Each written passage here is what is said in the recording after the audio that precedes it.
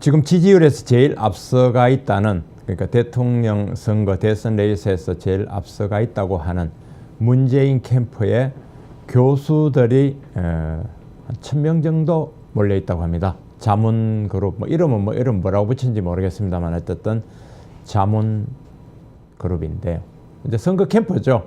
정책을 만들고 공약을 만들고 그 어떤 이론 그런 것들을 개발하는 그런 그룹일 텐데, 그 1000명이라고 나온 지가 한참 됐습니다. 교수들 집단 한참 됐고, 그 이후로도 속속 가속 하고 있다, 더 모이고 있다, 그런 얘기도 들리고요.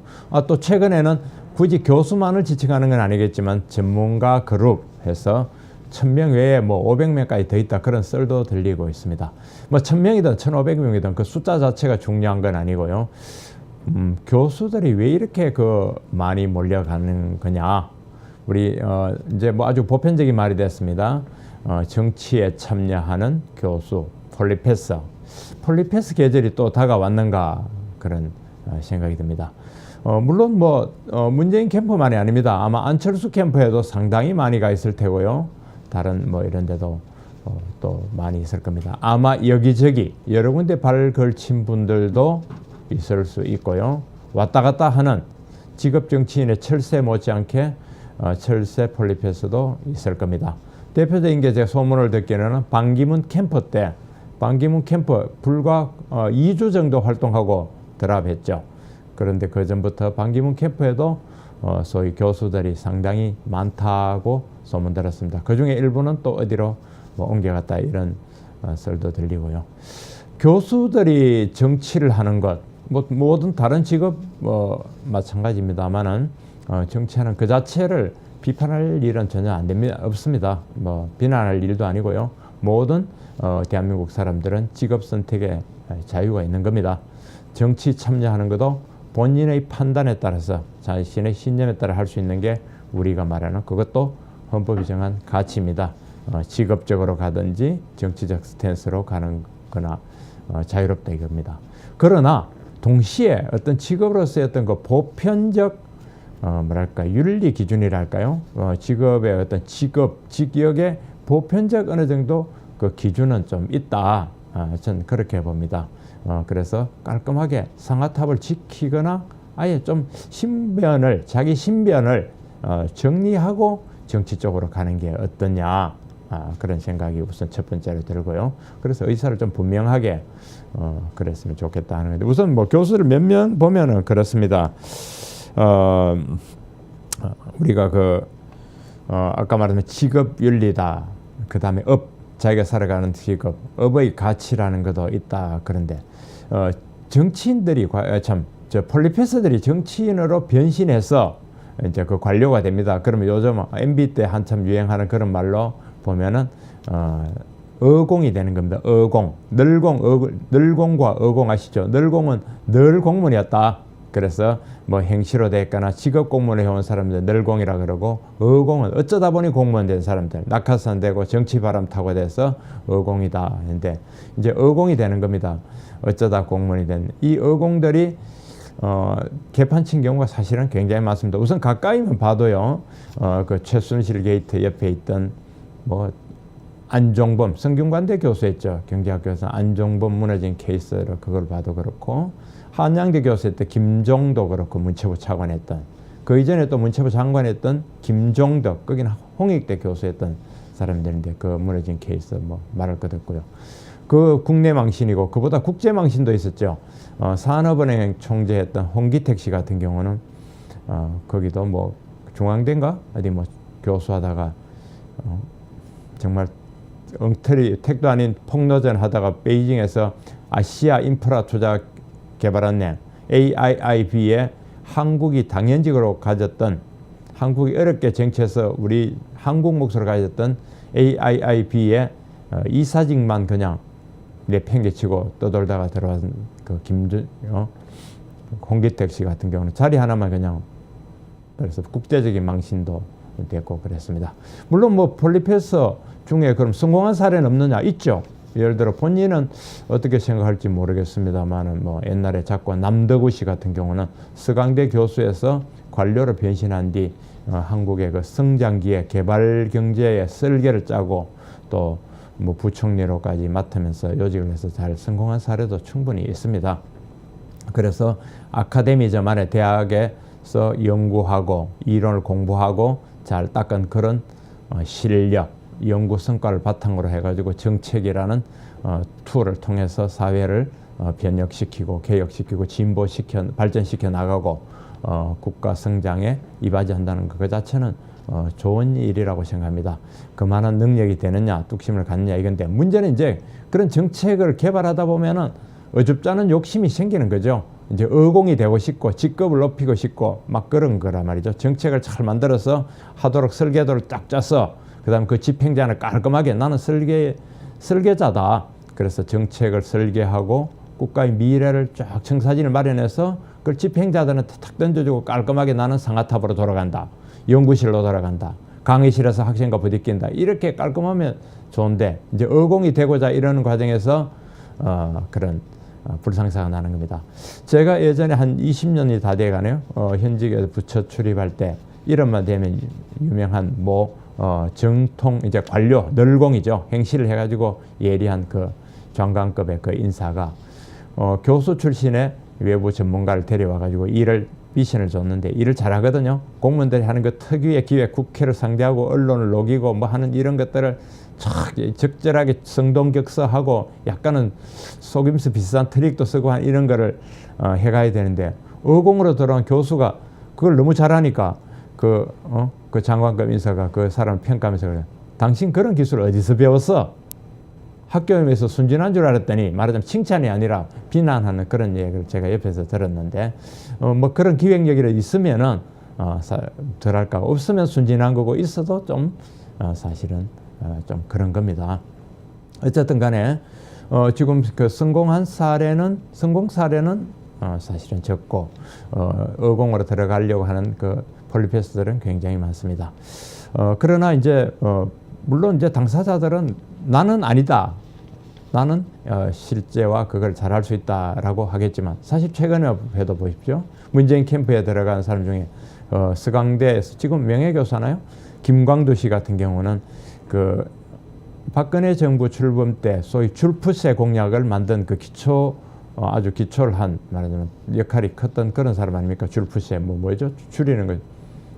세금을 줄이고 푸는 뭐였던가 규제는 풀고 뭐 법치는 세우고 뭐 어쨌든 뭐 그런 성장 전략을 마련했던 사람인데 이번에는 문재인 캠프에 들어갔고 그 옆에는 그 한성대에 있던 김상조 그 이제 옛날에 재벌 저격수단 뭐 그런 별명도 있었는데 김상조니 또 진보 쪽이라고 하는 연세대 김호기 씨 같은 사람 이런 사람들이 나란히 서 있으니까 약간은 어색한 듯 어리둥절한 그런 모습인데 물론 뭐 그게 하나의 통합적 모습이라든가 좌우 합작적 상황 혹은 진보 보수의 어떤 공존 뭐 그렇게 해석할 수도 있겠습니다만은 그렇게 화합이 되는 건지 아니면 구색 맞추기로 동원되는 것인지 아니면 화려한 변신인지 때로는 구색 맞추기에 동원되는 건 아닌가 하는 그런 의심도 들고 그렇습니다. 이야기 좀 여담입니다만은 그 문재인 캠프에 상당히 핵심에 있다는 중요한 조직을 맡고 있다는 어떤 인사를 어떤 자리에서 만났습니다. 제가 물어봤습니다. 거기 교수들만 해도 1000명이나 와 있다는데 어떡할 거예요? 어떻게 되는 거요? 그러면 그 1000명들이 마치면 다 기관장 아니면은 뭐 장관이다 뭐다 생각하고 있을 텐데 일자리 어떻게 할 거냐? 그 어떻게 되는 거냐? 만약에 정권을 잡았다 치면 아직은 뭐 갈 길이 멀지만 우스갯소리로 웃으면서 그랬습니다. 잡았다 치면 어떻게 하려니까 뭐 그쪽이 말이 그래요. 아니 뭐 같이 정책으로 만들어가 가야 될 사람이 있고 집행해서 자리를 맡아 가야 될 사람이 있고 이념으로서 그 어떤 연구의 성과로서 본인의 신념으로서 이렇게 설계하는 사람도 있고 그냥 지지성원 그룹으로 가는 것도 아니냐라는 취지로 얘기를 합디다마는 뭐 당사자들도 그렇게 생각할까요? 당사자는 그렇지 않을 거란 말이죠. 그래서 끝까지 나와서 무수한 낙하산 부대를 만들어 가지고 낙하산을 가기를 희망하고 폴리페스들 얘기입니다. 낙하산 가고 아니면 정권의 정치 권력의 집사 대리인 있잖아요. 그 비슷하게 돼가지고 그렇게 된 게 소신 없이 한 게 바로 지금 최근에 나타난 몇 명들 그 최순실 게이트 몇 명 그런 상황일 겁니다. 사실 낙하산 부대 가는 것도 문제가 있습니다. 뭐 낙하산이 꼭 폴리페스들만 가겠습니까만 어쨌든 정권을 잡으면은 정치 그 권력 주변에 있던 사람들 혹은 또는 최고 그 권력부에 오랫동안 어떤 관계를 유지한 사람들 이런 사람들이 온갖 명분으로 해서 이제 낙하산으로 쭉 내려가는데 바로 그 낙하산이 문제인 겁니다. 낙하산이 한 사람의 그 어떤 그 가는 자리에 전문성이 있느냐 없느냐, 적절하게 그 자리에 가서 개혁과 변혁을 실천할 수 있는 능력이 있느냐 없느냐, 의지가 없느냐 이런 문제도 현상적으로 중요하지만 전문성이 있느냐, 전문성과 그 자리에 어떤 뭐 개혁성 혹은 그 자리에 적임성 여러 가지 그것도 문제지만 그 낙하산으로 폴리페스다 다른 기타 정치인이다 그 후보들이 신세진 사람이다 가는 순간에 바로 그 낙하산 부대로 내려가기 때문에 공기업, 공공기관, 이 공공노조가 견고하게 우리 사회에서 목소리를 내는 겁니다. 즉 낙하산을 올 때 한번 혼내는 겁니다. 그러고 군기를 잡는 겁니다. 그러고는 결국은 봐주면서 대신 우리의 노조의 이익, 노조의 요구사항 당신 확실히 지켜야 돼. 알았지? 하는 군기를 잡고 인정을 해주는 거죠. 그래서 보통 보면은 낙하산 인사가 딱 내려가면은 해당 공공노조에서 뭐 사장실을 CEO실을 점령을 하거나 현관에다 텐트 치고 무조건 낙하산 방지, 낙하산 반대해가지고 플랜카드 걸고 대자보 붙이고 농성에 들어가는 거 아닙니까? 그게 한국적 코스잖아요. 한국적 문화고 한국적 특성이고 한국적 빛나는 전통이다 이겁니다. 그렇게 되면은 그 다음에는 이제 낙하산 지명된 사람은 그 회사의 뭐 총무과장, 총무부장, 총무담당 이사 이런 사람하고 아는 사람 선대해서 노조하고 이제 치사한 협상이 벌어지는 거죠. 야, 며칠 하고 그만둬. 한 3, 4일 그러다 말고 잘할 테니까 앞으로 잘해줄 테니까 좀 그만해. 들어가게 해줘. 이런 식으로 풀면은 노조에서 뭐합니까? 안 돼 하고 강경하게 버티다가 낙하산 처음 받아봅니까? 그러니까 요구사항 당신 오면은 함부로 개혁한다고 뭐뭐뭐만 손대서는 안 돼. 또는 반대로 노조에서 원하는 수건사업이 이건데 알아서 할 거죠. 뭐 이런 식으로 하면은 뭐 더럽고 안 맞고 이렇다 해도 오케이 되는 거죠. 그게 이제 좀 저급한 비즈니스 약속이 되는 거죠. 그렇게 해서 낙하산이 다 가는 겁니다. 그러고 노조는 굳건하게 자식들 이번에도 한 봐줘서 확실하게 해야 돼. 뭐 이런 구조로 가는 그 공공노조. 그리고 그 공공노조가 결국 우리나라 노동부, 한국노총이나 민주노총, 그 양대 노총의 중심축에 들어가 있고 하니까 견고한 스크램을 짜고 있고 그 스크램을 돌파해도 못합니다. 낙하산의 웬만큼 정당성과 웬만큼 전문성과 웬만큼의 개혁성과 어떤 웬만큼의 어떤 그런 돌파력과 뚝심 없이는 노조가 못 싸워서 못 이깁니다. 그 무수히 싸운 경험을 가진 배심 있는 노조 세력과 어떻게 이기겠습니까? 그렇게 지게 마련이고. 그런 노조의 아성은 높아져 가는 거고, 뭐 결국 노동개혁 이런 것도 멀어져 가는 건데. 하여튼 뭐 모르겠습니다. 단순히 폴리페스 보고 제가 좀 멀리 갔다라고 생각하실지 모르지만은 폴리페스들이 쭉 늘어서서 정책을 개발하고 하는 것들이 나중에 쭉 가면은 그런 데까지 이어진다 이거고. 또 내놓는 정책도 그렇습니다. 대학에 있다 해서 과연 지금 좋은 정책을 내놓고 있는 거냐 지금 돌아보는 거 보면은 복지 정책, 돈 쓰기 정책, 오로지 성장 동력을 일으켜서 우리나라 경제를 좀 뭐랄까 좀 활성화하고 여기서 소득 3만 달러를 확 찍고 넘어서 그 단계로 넘어서는 더 한 단계 비약하는 경제 공약을 못 내고 안보도 그렇고요. 뭐 경제뿐만이 아닙니다. 안보도 그렇고 사회도 그렇고 갈등을 부채질하고 묘하게 그 구호나 말이나 조금 비틀고 기성 정치인들이 하는 흉내나 내는 그런 식으로 하는데 동원되고 하는 건 좀 그렇다. 조금 더 멀리 나가볼까요? 조금 더 멀리 나가면 도무지 이런 분위기에서 노벨상 나오기를 기대하고 우리가 대학에서 물론 노벨상이 꼭 대학에서 나와야 하는 법도 없죠.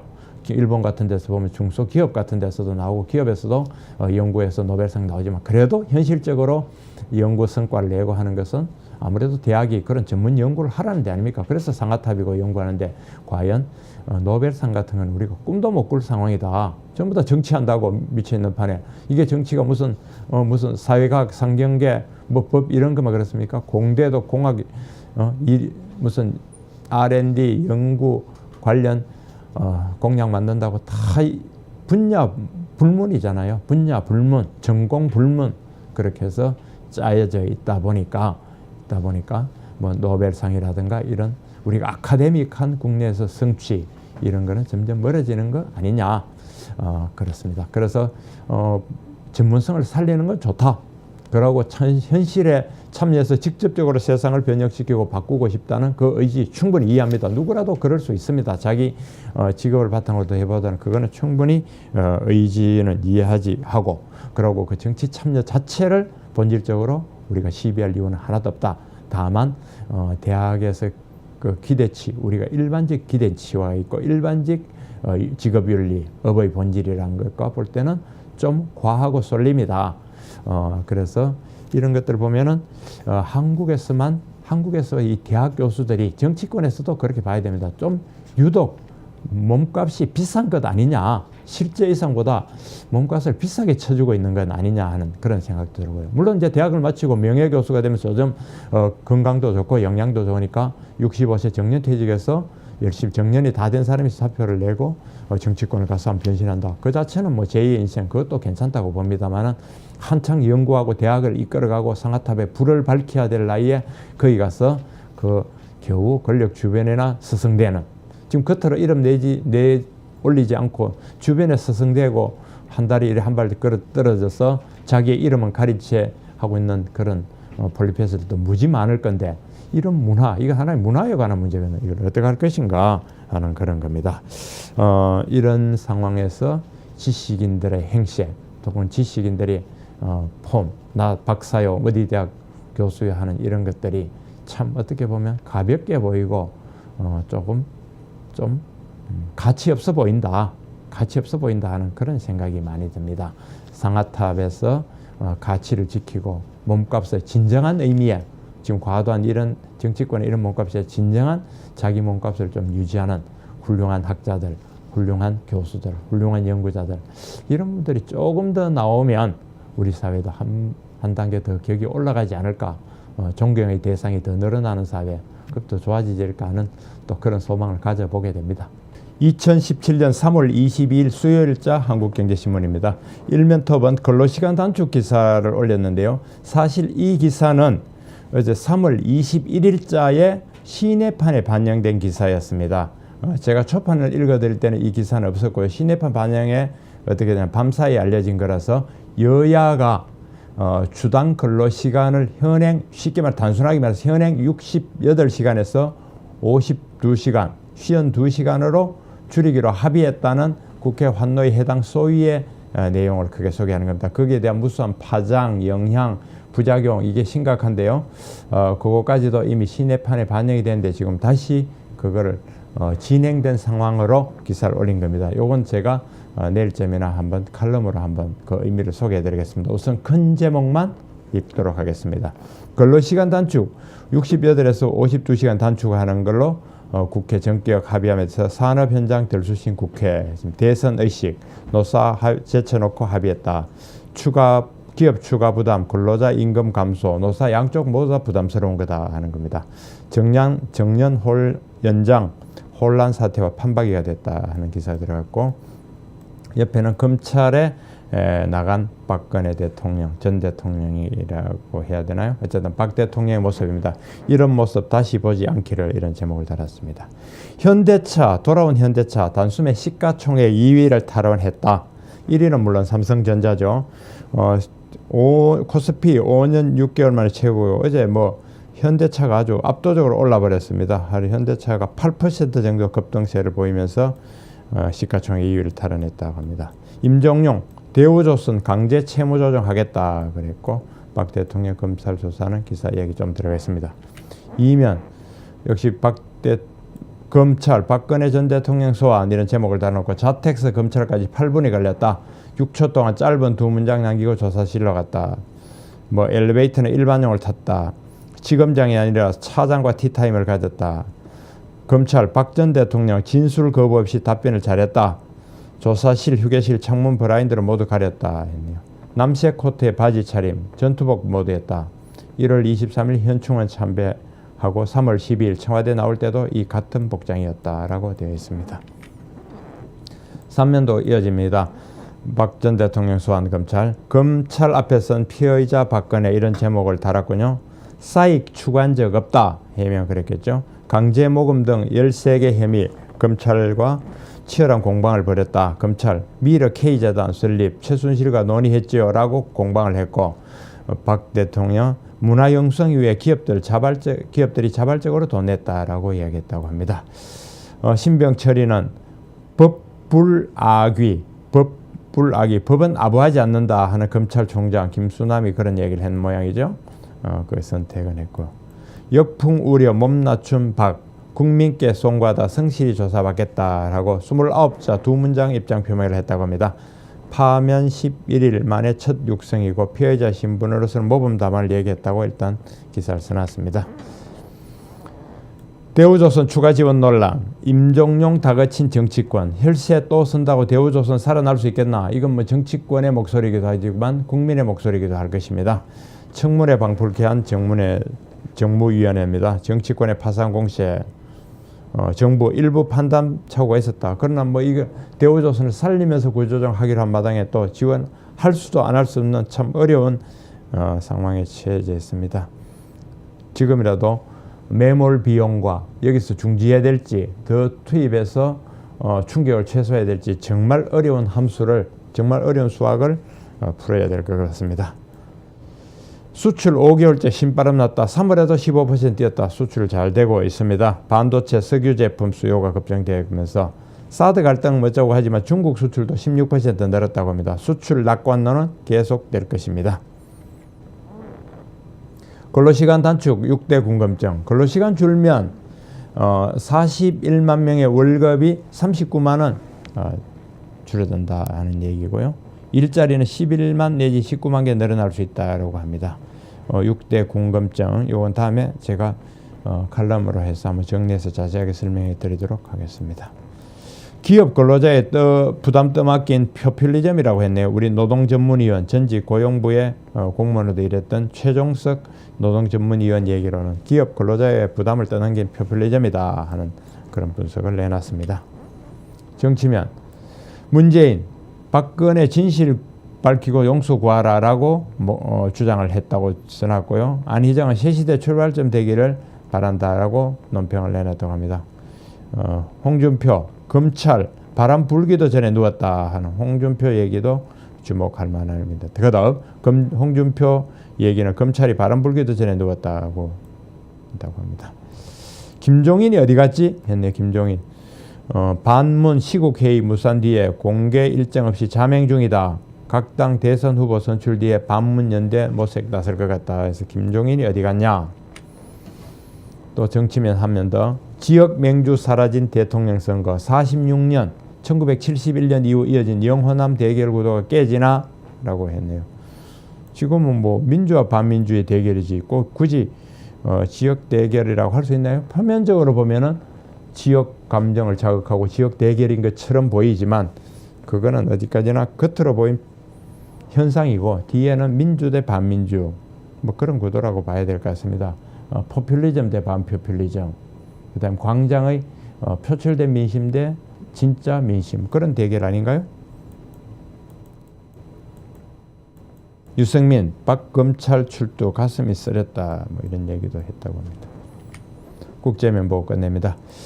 원전 기업 덩치 키우는 중국 해외 수주 휩쓴다라고 돼 있네요. 최대 원전 국유 기업 최대 원전이 국유 기업이고 중해공업이다 했네요. 중해건설그룹과 합병 추진한다고 하는 겁니다. 하여튼 중국이 이제 어떤 국가적 주요 산업으로 원전이 됐다는 건 놀라운 일이죠. 그렇습니다. 남미, 중동 등 20개국의 중국의 원자력 산업 수출까지 지금 도모하고 있다 하는 겁니다. 정부의 지원, 막강한 자금력 등등으로 일본 도시바 충격으로 원전이 주춤하는 사이에 우리가 이 세계 시장을 먹어야 되는데 하여튼 중국이 약진하고 있다고 합니다. 중국의 국가적 지원, 정부의 지원, 막강한 자금력. 여기서 우리가 한국 원전 르네상스 한 지 몇 년 안 됐는데 중국이 이렇게 다가오고 있습니다. 코스트코와 타이틀리스트 골프공 전쟁.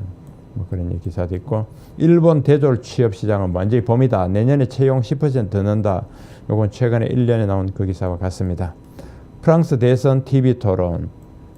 궁지 몰린 트럼프. 미국 FBI가 러시아와 그 내통을 수사 중이다 하는 뭐 하원 청문회에 나온 코미 FBI 국장 이야기를 했는데, 푸틴이 클린턴을 정오해서 트럼프 돕기로 했다, 오바마가 도청했다, 이런 거는 근거가 없는 얘기라고 지금 청문회 이야기를 하고 있습니다. 애플 눈치 본 소프트뱅크 스마트폰 투자 포기, 그런 얘기도 있고요. 예, 그렇습니다. 하여튼 갑자기 노동개혁은 안 하고, 정부 노동개혁 할 때는 박근혜 정부가 외롭게 노동개혁 할 때는 거들떠 보이도 않고 지금까지도 보이도 않던 국회가 갑자기 근로시간 단축이라는 카드를 워낙 갑자기 들고 합의했다고 나오니까 참 뜬금없다, 좀 엉뚱하다, 애들도 아니고 하는 생각이 듭니다. 그 중요한 과제를 이렇게 합의가 갑자기 던질 수 있는 거냐? 국회는 원래 그런 거냐? 그런 거 해도 괜찮은 거냐? 우선 그것부터 의아합니다. 그 안에 내용의 여러 문제는 차치하고, 국회 의원 몇 명 모이가 그저 우리가 합의하면 다 따라와? 그런 심정인가요? 그렇다면 의회 독재죠.